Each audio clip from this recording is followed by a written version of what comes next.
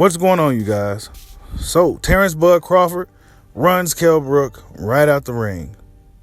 So many people was going against Crawford in this fight, it seemed like. It just seemed like so many people was almost like they was hoping he'll lose. And,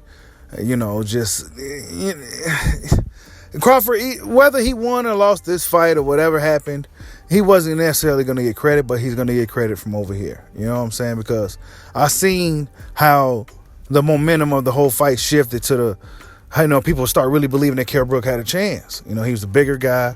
Crawford never been in there with anybody like him and all this other shit. And, he went up in there and stopped this guy. The best welterweight win on Spence's resume, Crawford ran this guy about the ring in 4 rounds. Also, beat him better than Golovkin did. You know what I'm saying?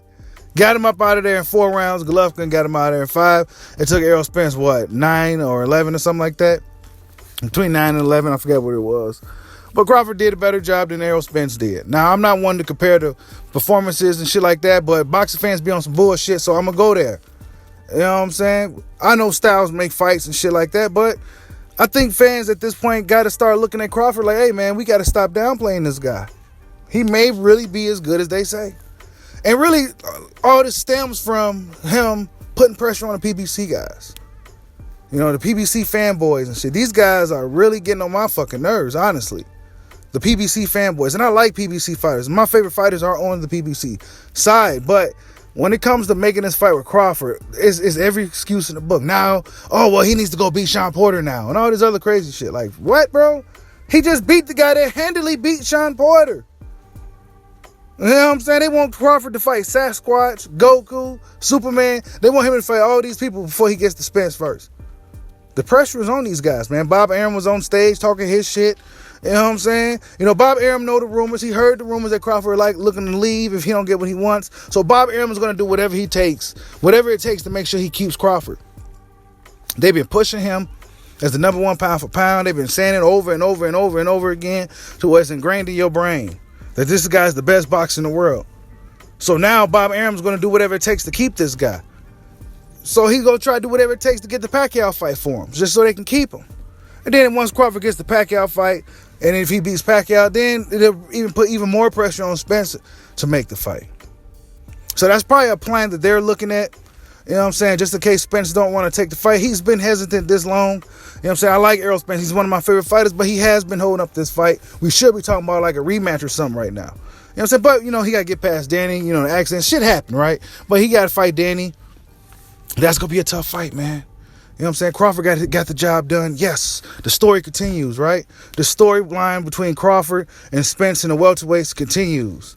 You know what I'm saying? Because it could have ended tonight, but it didn't. A lot of people really wanted Crawford to lose tonight, and it's a fucking shame. A lot of them was Americans too. Pathetic. You know what I'm saying? And these guys are Spence fans, right? These guys are Spence fans that hate Crawford. They wanted Crawford to lose just so Spence don't got to deal with him. Instead of wanting him to win so we can see one of the best fights we've seen in a long time in boxing. You dudes are a problem with the sport, man.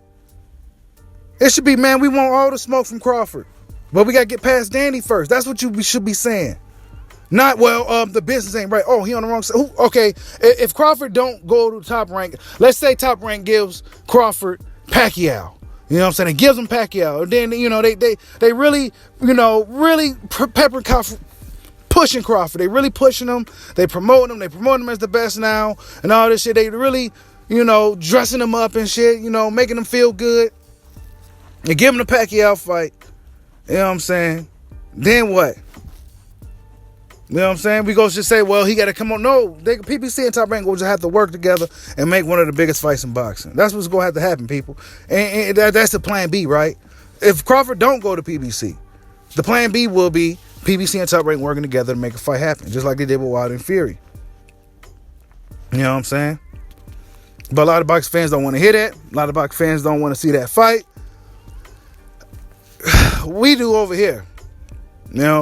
Crawford looked good tonight, man. He looked good, considering he came off a long layoff. He's a smaller man coming up. A lot of pressure on him. He had everything to lose. Kell Brook had everything to gain, nothing to lose. The pressure on him being pound for pound number 1 and looking good and all that, and it was a lot. Crawford fought against a lot tonight. You know, he fought against a lot tonight, and he performed, and he got the job done in a very impressive fashion, man. He looked good on TV. You know, the world saw him tonight. You know, they really pushing him as number one pound for pound. I'm glad they really pushing Bud as the best boxer in the world, rightfully so. He's been number one, in my opinion. What's next? You know what I'm saying? I think Kell Brook, at this point, I think he's done. You know what I'm saying? I think from here on out, he's going to get hurt from these guys, and he's going to crumble. You know what I'm saying? Crawford crumbled him pretty easily. Crawford got underrated power. He stopped everybody at welterweight. You know what I'm saying? Guys going to continue to downplay Terence Crawford, right? And it's really sickening to me. You know what I'm saying? But it is what it is. The guys are going to continue downplaying this guy until he fights Spence. And it still may be an excuse. Oh, well, Spence was never the same after the accident. Even if he looks good against Danny. Crawford goes out there and washes him, runs him out the ring. It's going to be, Danny, he fought all these top guys, and the accident wore him out. You know, he goes out there and beats Sean. Well, Sean Porter already been beat before. Or he go beat Danny. Well, Danny already been beat before. So he's never going to really get his just due. You know what I'm saying? I hope he do, but the way the world works, the way boxing works, the way boxing fans work, Crawford likely won't get his just due truly until he's long and gone from the sport. You know what I'm saying? But I'm very impressed with his performance tonight. You know, like I said before, early on going into this fight, people was downplaying it. Then they kind of made a 180, turned all the way around. But people was kind of interested in the fight. People start believing that Brook really had a chance. People start betting on Brook, you know. And then now Crawford ran this dude out the ring. Now everybody looking stupid. And now everything's going to go back to normal. Crawford didn't beat nobody. Crawford beat an old shot Brook. You know what I'm saying? It's never going to be good enough. Even though Brook came out here and said he made no excuses. He came in the best shape he's been in a long time, even when he fought Spence. But fans going to look right over that and continue their bullshit hate agendas on one of the best fighters in the world. Like, subscribe, holla at your boy. Peace out.